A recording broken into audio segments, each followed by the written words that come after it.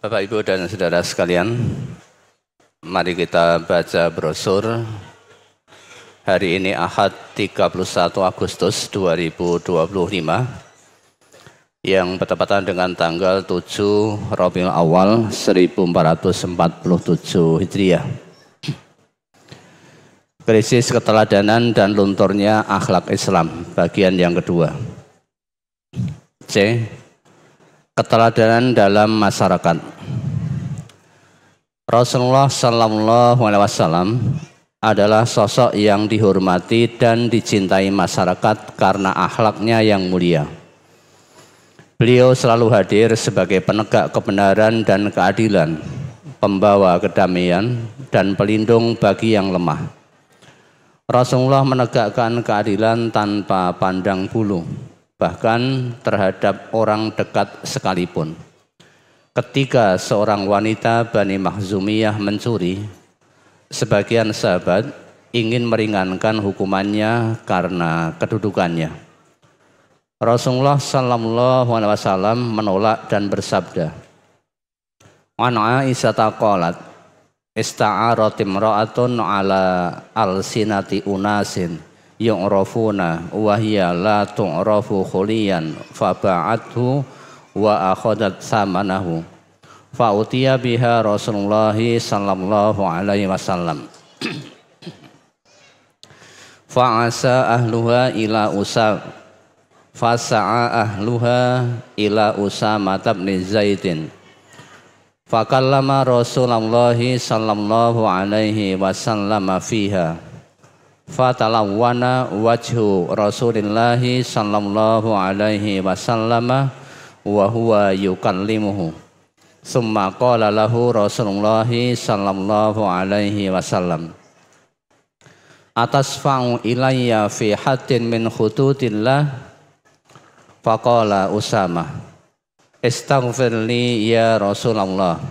Summa qama Rasulullah sallallahu alaihi wasallam asiyata idzin fa asna 'ala Allahi azza wa jalla bima huwa ahluhu summa qala amma ba'du fa innama halakan nasu qablakum annahum kanu idza saraqa syarifu fihim tarakuhu wa idza saraqa adh-dha'ifu fihim faqamu 'alaihi al-hadda walladzi nafsu Muhammadin biyadihi law anna Fatimata binta Muhammadin saraqat laqata'tu yadaha summa qata'a tilkal mar'ah. Rawahun Nasa'i. Dari Aisyah ia berkata, ada seorang wanita Makhzumiyah yang meminjam perhiasan dengan perantaraan orang-orang yang sudah dikenal, sedang ia tidak dikenal. Tetapi kemudian ia menjual perhiasan tersebut dan mengambil hasil penjualannya. Kemudian ia dihadapkan kepada Rasulullah Sallallahu Alaihi Wasallam. Kemudian keluarganya meminta Usamah bin Zaid agar memintakan keringanan kepada beliau.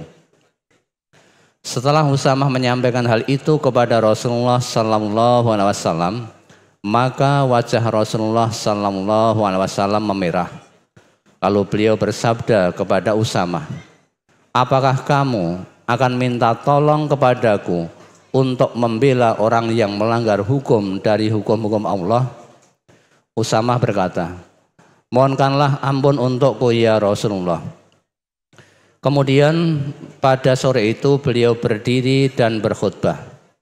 Setelah beliau memanjatkan puji syukur kepada Allah Azza wa Jalla, kemudian beliau bersabda, "Amma ba'du." Sesungguhnya hancurnya orang-orang sebelum kalian disebabkan mereka itu apabila yang mencuri dari orang yang terhormat di kalangan mereka, maka mereka membiarkannya. Tetapi apabila yang mencuri itu dari orang yang lemah di antara mereka, maka mereka menghukumnya. Demi Allah yang jiwa Muhammad berada di tangannya, seandainya Fatimah binti Muhammad mencuri, pasti aku potong tangannya. Kemudian beliau memotong tangan wanita tersebut. Hadis riwayat Nasai juz 8 halaman 73. A'udzu billahi minasyaitonir rajim. Ya ayyuhalladzina amanu kunu qawwamina bil qisti syuhada'a lillahi walau ala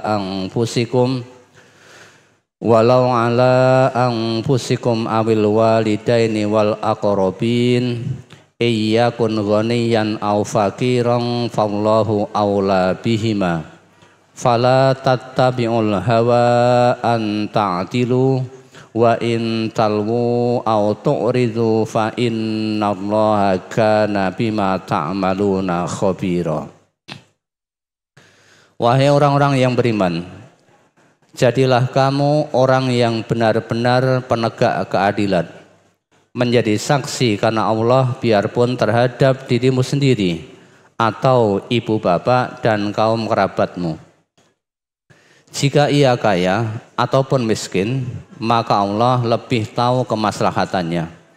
Maka janganlah kamu mengikuti hawa nafsu karena ingin menyimpang dari kebenaran. Dan jika kamu memutarbalikkan kata-kata atau enggan menjadi saksi, maka sesungguhnya Allah adalah Maha mengetahui segala apa yang kamu kerjakan. Quran Surat An-Nisa ayat 135. Ya ayyuhalladzina amanu kunu qawwamina lillahi syuhada'a bil qist wala yajrimannakum syana'anu qaumin ala alla ta'dilu i'dilu huwa aqrabu littaqwa wattaqullah innallaha khabirum bima ta'malun. Hai orang-orang yang beriman, hendaklah kamu jadi orang-orang yang selalu menegakkan kebenaran karena Allah, menjadi saksi dengan adil, dan janganlah sekali-kali kebencianmu terhadap sesuatu kaum mendorong kamu untuk berlaku tidak adil. Berlaku adillah, karena adil itu lebih dekat kepada takwa, dan bertakwalah kepada Allah. Sesungguhnya Allah Maha mengetahui apa yang kamu kerjakan. Quran Surat Al-Maidah ayat 8. Dengan kejujuran, amanah dan kepeduliannya, beliau menjadi rujukan dalam menyelesaikan perselisihan, seperti saat meletakkan Hajar Aswad di Ka'bah yang diselesaikan dengan bijak dan adil. Beliau mengajarkan bahwa akhlak yang baik adalah modal utama dalam berinteraksi di tengah masyarakat. Sebagai contoh, ketika seorang Arab Badui kencing di masjid, para sahabat marah dan ingin memukulinya. Tetapi Rasulullah SAW melarang mereka, lalu memerintahkan membersihkan tempat tersebut.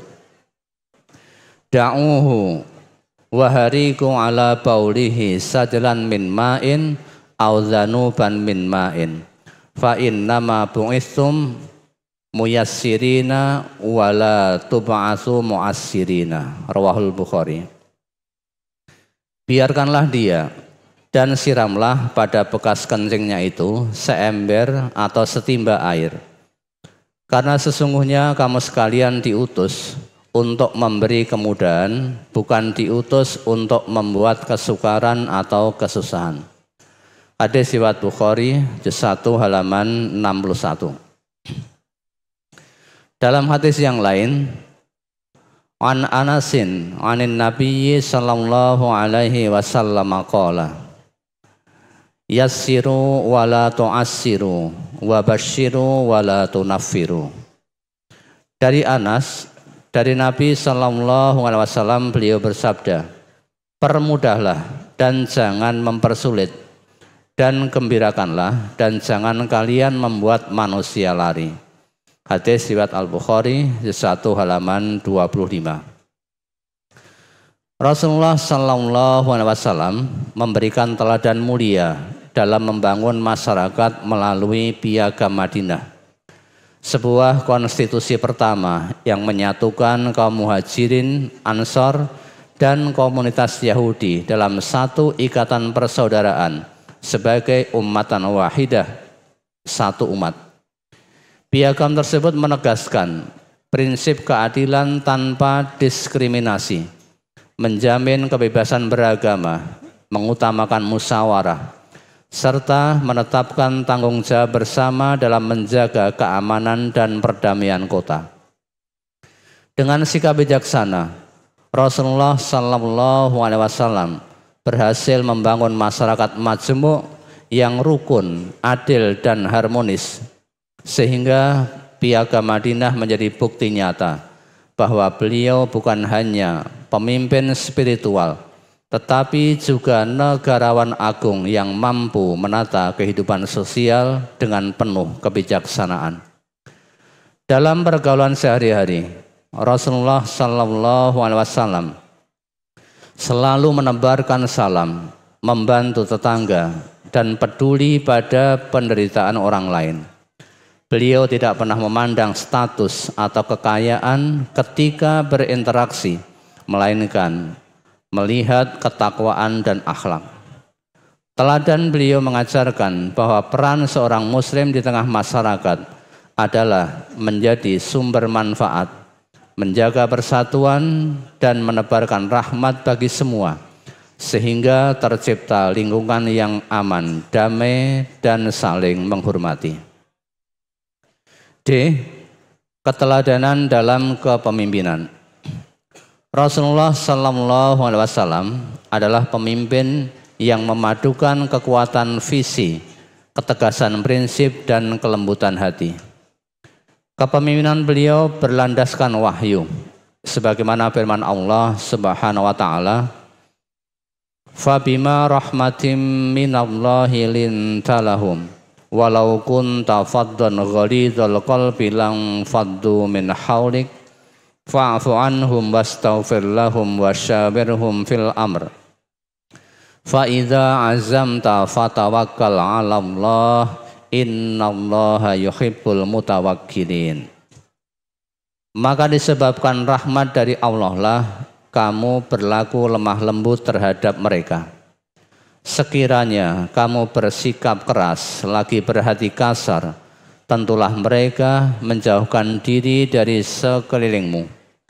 Karena itu, maafkanlah mereka, mohonkanlah ampun bagi mereka, dan bermusyawarahlah dengan mereka dalam urusan itu. Kemudian, apabila kamu telah membulatkan tekad, maka bertawakallah kepada Allah. Sesungguhnya Allah menyukai orang-orang yang bertawakal kepadanya. Quran Surat Ali Imran ayat 159. Beliau memimpin dengan memberi teladan terlebih dahulu, bukan hanya perintah. Dalam perang Khandaq, beliau ikut menggali parit bersama para sahabat, menunjukkan bahwa seorang pemimpin sejati tidak merasa lebih tinggi dari yang dipimpinnya. Beliau juga mengutamakan musyawarah, bahkan menerima pendapat sahabat meskipun berbeda dengan pandangan awal beliau, selama selaras dengan syariat. Prinsip ini sangat relevan di era sekarang, di mana pemimpin seharusnya melibatkan rakyat, menghargai pendapat, dan menempatkan kemaslahatan di atas kepentingan pribadi atau golongan. Selain tegas, Rasulullah SAW juga penuh empati terhadap rakyatnya.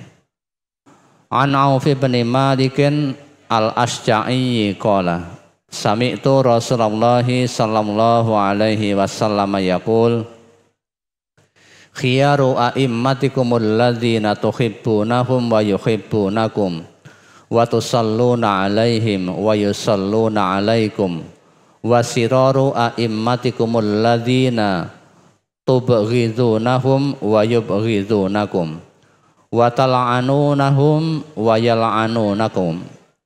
Qalu qulna ya Rasulullah afala nunabidhuhum inda dzalik? Qala la ma aqamu fikumus sholata la ma aqamu fikumus sholata ala man waliya alaihi walin fara'ahu ya'ti syai'an min ma'siyatillah falyakrah ma ya'ti min ma'siyatillahi wala yanzi'anna yadan min ta'atin. Rawahu Muslim. Dari Auf bin Malik al-Asy'ari, ia berkata, saya mendengar Rasulullah sallallahu alaihi wasallam bersabda, sebaik-baik pemimpin kalian adalah yang kalian cinta kepada mereka dan mereka cinta kepada kalian. Kalian mendoakan mereka dan mereka mendoakan kalian. Dan sejahat-jahat pemimpin kalian ialah yang kalian membenci mereka dan mereka membenci kalian. Kalian melaknat mereka dan mereka melaknat kalian. Para sahabat bertanya, ya Rasulullah, bolehkah ketika itu kami melawan mereka? Rasulullah sallallahu alaihi wasallam bersabda, jangan selama mereka tetap menegakkan sholat. Jangan selama mereka tetap menegakkan sholat. Ketahuilah, barang siapa yang dipimpin oleh seorang pemimpin, lalu ia melihat pemimpinnya melakukan sesuatu perbuatan maksiat kepada Allah, maka hendaklah ia hanya membenci kepada perbuatan maksiatnya kepada Allah saja dan jangan melepaskan ketaatan kepadanya. Hadis riwayat Muslim, juz 3 halaman 1482 halaman 66. An Safwana wa huwa ibnu Abdillah bin Safwana wa kana tahtahu Darda'u qala qadintus Syama fa ataitu Abad Darda'i fi manzilihi falam ajidhu fa wajadtu Ummud Darda'i faqalat aturidul hajjal am faqultu na'am qalat fada'ullaha lana bi khairin fa innan nabiyyallah kana yaqul da'watul mar'il muslimi li akhihi bi dhahril ghaibi mustajabatun inda ra'sihi malakun muwakkalun kullama da'a li akhihi bi khairin qalal malakul muwakkalu bihi amin walaka bimislin qala fa kharastu ila suqi falakitu Abad Darda'i faqala li misla dzalika yarwihi 'anin nabiyyi sallallahu alaihi wasallam. Rawahu Muslim. Dari Safwan, yaitu anaknya Abdullah bin Safwan, suaminya Darda, ia berkata, saya datang ke Sam, lalu saya mencari Abu Darda di rumahnya. Tetapi aku tidak bertemu dengannya, namun aku ketemu dengan Ummud Darda. Ummud Darda bertanya, apakah kamu akan berhaji tahun ini? Aku menjawab, ya. Ummud Darda berkata, mohonkanlah kebaikan kepada Allah untuk kami, karena sesungguhnya Nabi sallallahu alaihi wasallam pernah bersabda, doanya orang Islam terhadap saudaranya, di mana yang didoakan tidak ada di situ, adalah ijabah. Di atas kepalanya ada malaikat yang ditugasi. Setiap ia berdoa kebaikan untuk saudaranya, maka malaikat yang ditugasi itu mengucap amin, dan untukmu seperti itu juga. Safwan berkata, lalu aku pergi ke pasar dan aku bertemu dengan Abu Darda, lalu dia mengatakan seperti itu kepadaku, yaitu meriwayatkannya dari Nabi sallallahu alaihi wasallam. Hadis riwayat Muslim, juz 4 halaman 2094 nomor 88. Kepemimpinan beliau tidak dibangun atas ketakutan, tetapi atas cinta, rasa hormat dan kepercayaan. Seorang pemimpin yang baik dalam Islam adalah sosok yang hadir untuk melindungi dan menyejahterakan rakyat, bukan justru membebani dengan pungutan yang dolim. Rasulullah Sallallahu Alaihi Wasallam memberi teladan dengan menegakkan kepemimpinan yang adil, sederhana dan penuh tanggung jawab. Beliau tidak pernah mengambil keuntungan pribadi dari rakyat. Bahkan hidupnya sangat sederhana meski berstatus sebagai kepala negara. Pemasukan negara di masa beliau dikelola melalui zakat, jizyah, dan ghanimah atau harta rampasan perang yang semuanya digunakan untuk kepentingan umat, membantu fakir miskin, membiayai perjuangan Islam dan menegakkan keadilan sosial. Tidak ada pajak tambahan yang memberatkan, apalagi pungutan liar yang menindas. Allah Subhanahu wa taala berfirman, "Wala ta'kulu amwalakum bainakum bil batil wa tudlu biha ilal hukami litakulu fariqam min amwalin nasi bil ismi wa antum ta'lamun." Dan janganlah sebagian kamu memakan harta sebagian yang lain di antara kamu dengan jalan yang batil. Dan janganlah kamu membawa urusan harta itu kepada hakim supaya kamu dapat memakan sebagian daripada harta benda orang itu dengan jalan berbuat dosa, padahal kamu mengetahui. Quran Surat Al-Baqarah ayat 188. Ayat ini menegaskan larangan mengambil harta rakyat dengan cara batil, termasuk pajak yang tidak sah dan menindas.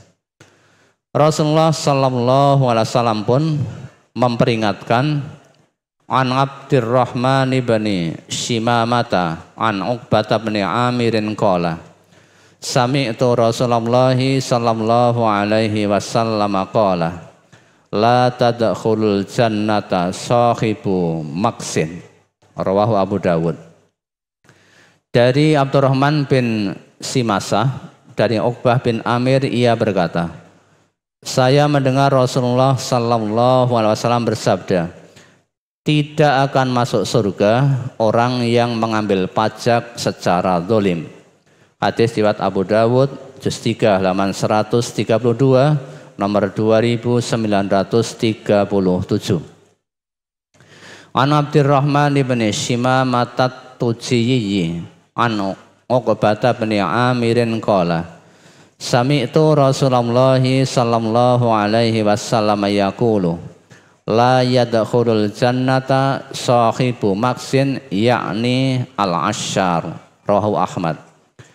Dari Abdurrahman bin Shimasah At-Tujibi dari Uqbah bin Amir, dia berkata, saya mendengar Rasulullah sallallahu alaihi wasallam bersabda, tidak akan masuk surga yaitu pemungut pajak ilegal, yakni diambil secara tidak benar. Hadis riwayat Ahmad juz 6 halaman 131 nomor 17358. Hadis ini menjadi peringatan keras agar pemimpin tidak mengambil keuntungan dari rakyat dengan cara yang tidak benar. Dalam sejarahnya, kepemimpinan Rasulullah Sallallahu Alaihi Wasallam di Madinah mencerminkan prinsip toleran dan penuh keadilan, sehingga rakyat dari berbagai latar belakang merasa terlindungi. Hal ini mengajarkan bahwa tugas utama pemimpin adalah meringankan beban rakyat, bukan menambah penderitaan mereka. Allah Subhanahu wa taala juga menegaskan pentingnya keadilan dalam firman-Nya, innallaha ya'murukum an tu'addul amanati ila ahliha wa idza hakamtum bainan nasi an tahkumu bil adl innallaha ni'imma ya'idzukum bih innallaha kana sami'an basira. Sesungguhnya Allah menyuruh kamu menyampaikan amanat kepada yang berhak menerimanya dan menyuruh kamu apabila menetapkan hukum di antara manusia supaya kamu menetapkan dengan adil. Sesungguhnya Allah memberi pengajaran yang sebaik-baiknya kepadamu. Sesungguhnya Allah adalah maha mendengar lagi maha melihat. Quran Surat An-Nisa ayat 58. Dengan prinsip inilah Rasulullah SAW menata masyarakat Madinah agar sejahtera tanpa beban berlebihan. Ketika rakyat terbebas dari pajak yang dolim, mereka dapat hidup lebih layak, beribadah dengan tenang, serta bekerja dengan semangat demi kemajuan bersama. Pemimpin yang mencontoh Rasulullah SAW akan selalu memastikan bahwa kebijakan keuangan negara berpihak kepada kepentingan rakyat banyak, bukan hanya segelintir elit.